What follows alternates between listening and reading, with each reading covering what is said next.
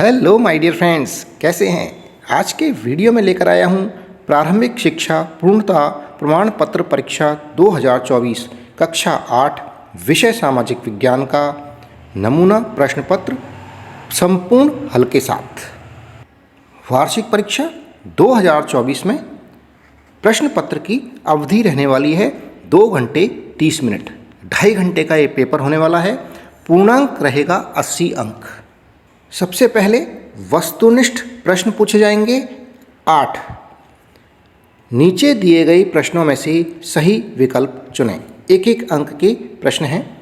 पहला प्रश्न, हुरडा सम्मेलन बुलाने का उद्देश्य था। 4 उत्तर दिए हुए हैं। इनमें से एक सही उत्तर है जिसका प्रथम क्रमाक्षर सामने कोष्टक बना हुआ है, उसके अंदर आपको देना है। 4 उत्तर पढ़ लेते हैं। ए, राजस्थान में मराठा शक्ति को रोकने के लिए। ब, अंग्रेजी प्रभाव को सीमित करने के लिए। से, राजपूत राजाओं की एकता कम करने के लिए। द, उपर्युक्त सभी।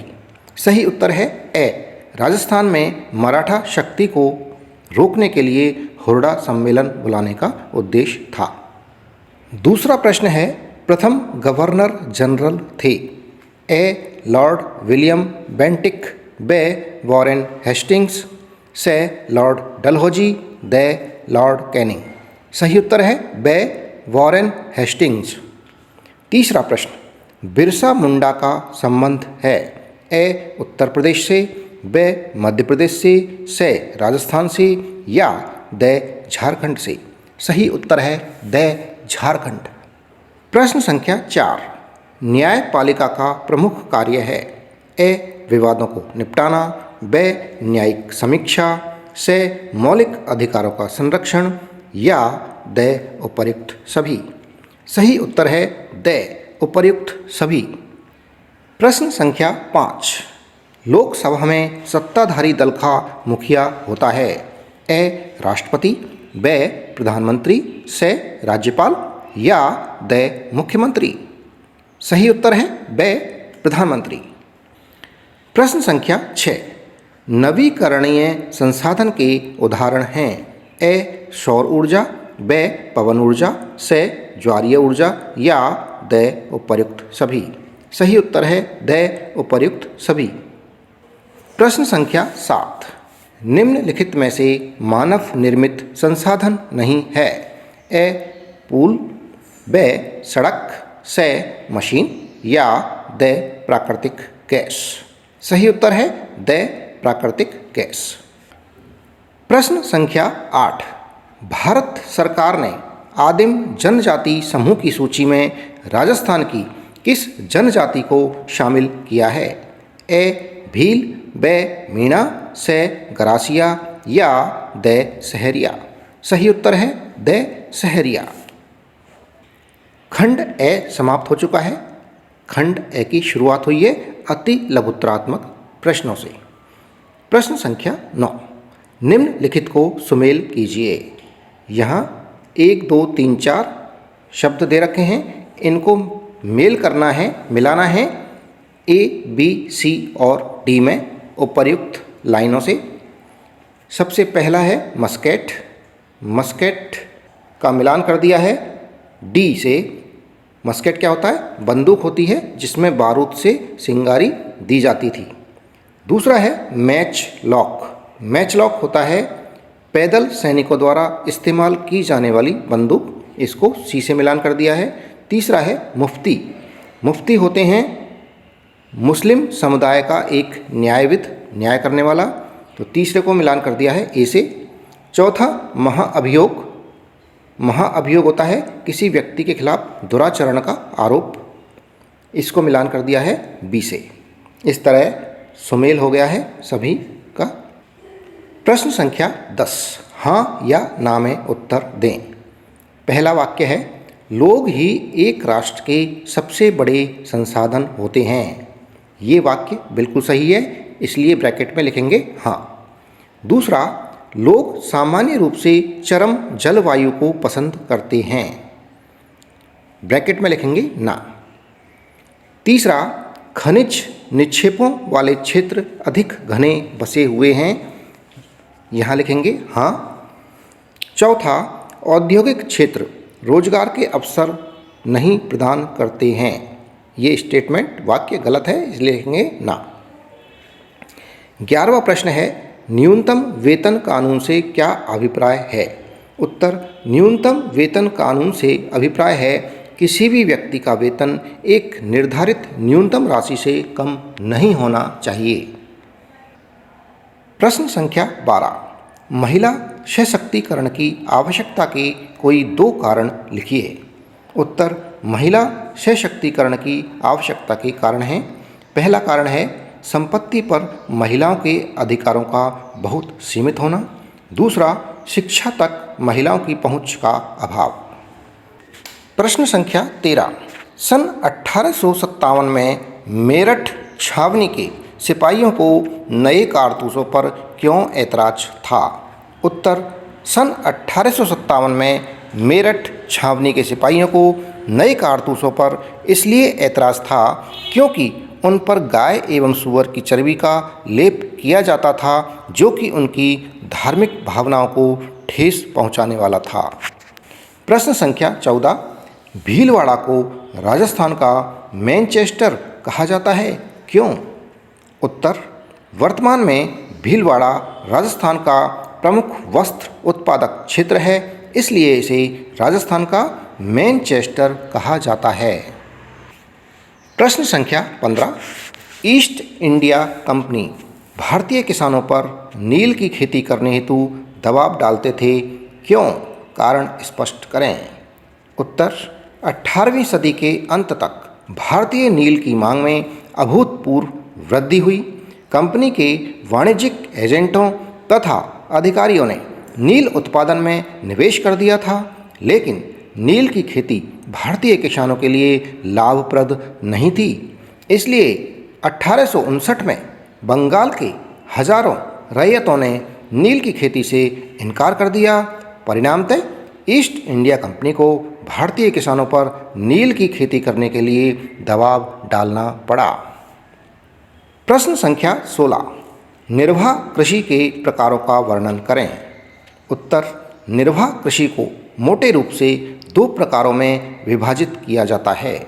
पहला गहन निर्वाह कृषि और दूसरा है आदिम निर्वाह कृषि। गहन निर्वाह कृषि देख लेते हैं। इस प्रकार की कृषि में एक छोटे भूखंड पर साधारण औजार और अधिक श्रम के साथ एक वर्ष में 1 से अधिक फसलें पैदा की जाती हैं। आदिम निर्वाह कृषि में इसमें स्थानांतरी कृषि और चलवासी पशुचारण कृषि शामिल है। प्रश्न संख्या 17, उद्योग शब्द का अर्थ स्पष्ट करते हुए कच्चा माल आधारित उद्योगों का वर्गीकरण करें। उत्तर, उद्योग शब्द का तात्पर्य अर्थात अर्थ है उन समस्त आर्थिक गतिविधियों से जो वस्तुओं के उत्पादन, खनिजों के निष्कर्षण अथवा सेवाओं की व्यवस्था से संबंधित हैं। कच्चा माल आधारित उद्योग, कच्चे माल के उपयोग के आधार पर उद्योगों को निम्न 4 वर्गों में वर्गीकृत किया जा सकता है।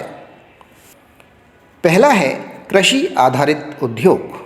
ये उद्योग कच्चे माल के रूप में वनस्पति और जंतु आधारित उत्पादों का उपयोग करते हैं, जैसे डेयरी उद्योग तथा सूती वस्त्र उद्योग। दूसरा, खनिज आधारित उद्योग। ये उद्योग खनिज अयस्कों का उपयोग कच्चे माल के रूप में करते हैं, जैसे लौह इस्पात उद्योग। तीसरा है समुद्र आधारित उद्योग। ये उद्योग समुद्र से प्राप्त उत्पादों का उपयोग कच्चे माल के रूप में करते हैं, जैसे मत्स्य तेल उद्योग। चौथा है वन आधारित उद्योग। ये उद्योग वनों से प्राप्त उत्पादों का उपयोग कच्चे माल के रूप में करते हैं, जैसे लुगदी एवं कागज उद्योग। प्रश्न संख्या 18 में पहला है, कल्पना कीजिए कि आप 1850 के दशक में एक गरीब परिवार में पैदा हुए हैं। उस समय सरकार द्वारा संचालित पाठ्यशालाओं पर कोई 2 राय दें। उत्तर, पहला, उस समय सरकार द्वारा संचालित पाठशालाओं को सरकारी अनुदान मिलने लगा था। दूसरा, इन पाठशालाओं में अनुशासन की मांग थी कि बच्चे नियमित रूप से स्कूल आएं, लेकिन गरीब घरों के बच्चे कटाई के मौसम में खेतों में काम करने जाने के कारण स्कूल नहीं आ पाते थे, तो इसे अनुशासनहीनता माना जाता था, क्योंकि इससे उनकी पढ़ाई पर असर पड़ता था। 18वें प्रश्न का दूसरा प्रश्न है, प्राथमिक शालाओं में प्रवेश लेने के बाद आगामी कक्षाओं के अध्ययन में आधे बच्चे विद्यालय छोड़ देते हैं, क्यों? 2 कारण लिखो। उत्तर, पहला, गरीब परिवारों के बच्चे आर्थिक अक्षमता के कारण पढ़ाई जारी नहीं कर पाते हैं। दूसरा कारण है, सुदूर ग्रामीण क्षेत्रों में स्कूलों का अभाव होने से इन क्षेत्रों के बच्चे आगे पढ़ाई जारी नहीं रख पाते हैं। प्रश्न संख्या 19, निम्नलिखित तालिका पूर्ण करें। पहले क्रम पर है, कौन से राजनीतिक दल अभी सत्ता में हैं? राज्य सरकार के अंदर तो राज्य सरकार में अभी भारतीय जनता पार्टी सत्ता में है। केंद्र सरकार में भारतीय जनता पार्टी ही सत्ता में है। उनका एनडीए जो घटक है, पूरा गठबंधन है, वो सत्ता के अंदर है। दूसरे क्रम पर है, आपके क्षेत्र में निर्वाचित प्रतिनिधि कौन हैं? तो हमारे क्षेत्र में निर्वाचित प्रतिनिधि हैं राजस्थान के मुख्यमंत्री श्री भजनलाल शर्मा, जो विधायक हैं सांगानेर क्षेत्र से। केंद्र सरकार में निर्वाचित प्रतिनिधि हैं श्री रामचरण बोहरा, जयपुर के सांसद हैं। आपके क्षेत्र में जो भी विधायक हैं उनका नाम लिखना है, और जो भी आपके सांसद हैं उनका नाम लिखना है दोस्तों। तीसरे क्रम पर है, अभी कौन सा राजनीतिक दल विपक्ष में है? राज्य सरकार में विपक्ष में है कांग्रेस, केंद्र सरकार में है कांग्रेस तथा अनेक क्षेत्रीय दल। चौथे क्रम पर है, अगले चुनाव कब होंगे? राज्य में जो चुनाव होंगे वो 2028 में होंगे, केंद्र में चुनाव होंगे 2024 में। प्रश्न संख्या 20 का पहला प्रश्न, ऐसे 2 मौलिक अधिकार बताइए जिनका कोई व्यक्ति अपनी प्रतिष्ठा एवं समतापरक व्यवहार पर जोर देने के लिए प्रयोग करे। उत्तर, पहला है समानता का अधिकार, दूसरा है शोषण के विरुद्ध अधिकार। प्रश्न संख्या 20 का दूसरा, ऐसे किन्हीं 2 क्षेत्रों का वर्णन कीजिए जिससे हाशियाई समूह की पहचान प्रदर्शित हो। उत्तर, पहला क्षेत्र है, बहुसंख्यक समुदाय के मुकाबले कुछ समुदाय अलग भाषा में बोलते हैं तथा अलग रीति रिवाज अपनाते हैं, अतः समाज का वो हिस्सा हाशियाई समुदाय के अंतर्गत आता है। दूसरा, कुछ लोग गरीबी के कारण सामाजिक हैसियत में कमतर माने जाने की वजह से शेष लोगों के मुकाबले स्वयं को कमतर मनुष्य के रूप में देखे जाने की वजह से स्वयं को हाशिए पर महसूस करते हैं। प्रश्न संख्या 21, 4 अंक का प्रश्न है, राजस्थान के मानचित्र में दर्शाइए। किस किस को दर्शाना है? ए, बाड़मेर को, दूसरा भरतपुर, तीसरा पाली, चौथा बांसवाड़ा। आइए मानचित्र में देख लेते हैं। फ्रेंड्स, ये राजस्थान का मानचित्र है। यहाँ बाड़मेर, पाली, भरतपुर और बांसवाड़ा दर्शा दिए गए हैं। आप इनकी सहायता से अपने नक्शे में इन्हें दिखा सकते हैं।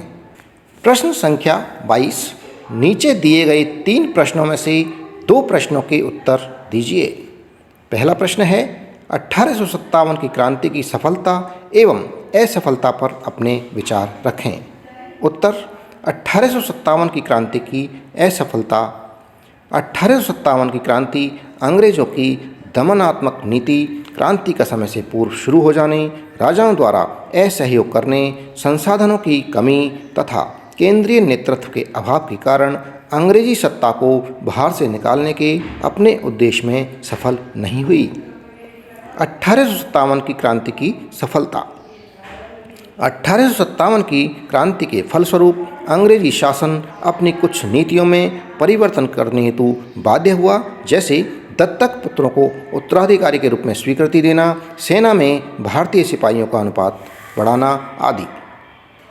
22वें प्रश्न का दूसरा प्रश्न है, भारत की आज़ादी में राष्ट्रपिता महात्मा गांधी के योगदान पर विस्तार से लिखें। उत्तर, भारत की आज़ादी में राष्ट्रपिता महात्मा गांधी के योगदान को निम्न प्रकार स्पष्ट किया गया है।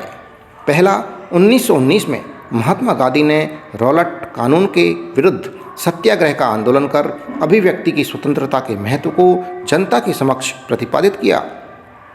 दूसरा, 1920 में गांधी जी ने मुसलमानों के खिलाफत आंदोलन का समर्थन करते हुए असहयोग आंदोलन चलाया। इससे आंदोलन व्यापक हुआ तथा आंदोलन में एकता आई और बहिष्कार एवं स्वदेशी की नींव पड़ी। तीसरा, 1930 में उन्होंने पूर्ण स्वराज्य के लिए सविनय अवज्ञा आंदोलन किया तथा नमक कानून तोड़ा। इस आंदोलन से स्वतंत्रता संग्राम में किसान, आदिवासी तथा महिलाएं शामिल हुई। चौथा, 1942 में भारत छोड़ो आंदोलन चलाया, जिसमें करो या मरो का नारा दिया। इससे यह आंदोलन जन आंदोलन में परिणत हो गया। अंततः इस आंदोलन ने ब्रिटिश राज को घुटने टेकने को मजबूर कर दिया।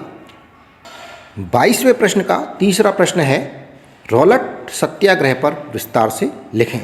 इन तीनों प्रश्नों में से केवल 2 प्रश्नों के आपको उत्तर देने हैं। मैंने तीनों प्रश्नों के उत्तर यहाँ लिख रखे हैं। उत्तर, रॉलेट सत्याग्रह। 22वें प्रश्न के तीसरे प्रश्न का उत्तर है, गांधी जी ने अंग्रेज़ों द्वारा 1919 में पारित किए गए रॉलेट एक्ट के विरुद्ध सत्याग्रह का आह्वान किया, क्योंकि यह कानून अभिव्यक्ति की स्वतंत्रता पर अंकुश लगाता था।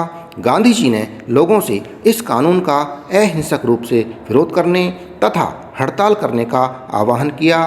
फलस्वरूप अप्रैल 1919 में देश में जगह जगह पर जुलूस निकाले गए तथा हड़तालें की गई। सरकार ने इसके विरोध में दमन चक्र चलाया और इसी के तहत 13 अप्रैल को जलियांवाला हत्याकांड घटित हुआ।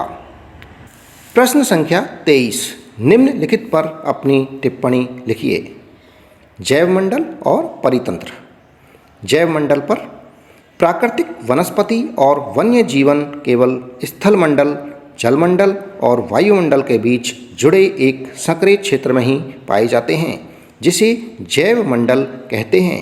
जैवमंडल के 3 घटक होते हैं। पहला अजैविक घटक, दूसरा जैविक घटक, तीसरा है ऊर्जा घटक। दूसरा है पारितंत्र। जैवमंडल में सभी जीवित जातियां जीवित रहने के लिए परस्पर संबंधित और निर्भर रहती हैं। इस जीवन आधारित तंत्र को पारितंत्र कहते हैं। चिड़ियाँ भोजन हेतु कीटों पर निर्भर रहती हैं तथा अपघटकों के रूप में कार्य करते हैं। गिद्ध मृत जीव जंतुओं को खाने के कारण एक अपमार्जक हैं और पर्यावरण का एक महत्वपूर्ण शोधक समझा जाता है। अर्थात पारितंत्र के छोटे बड़े सभी प्राणी पारितंत्र के संतुलन को बनाए रखने के लिए अनिवार्य हैं।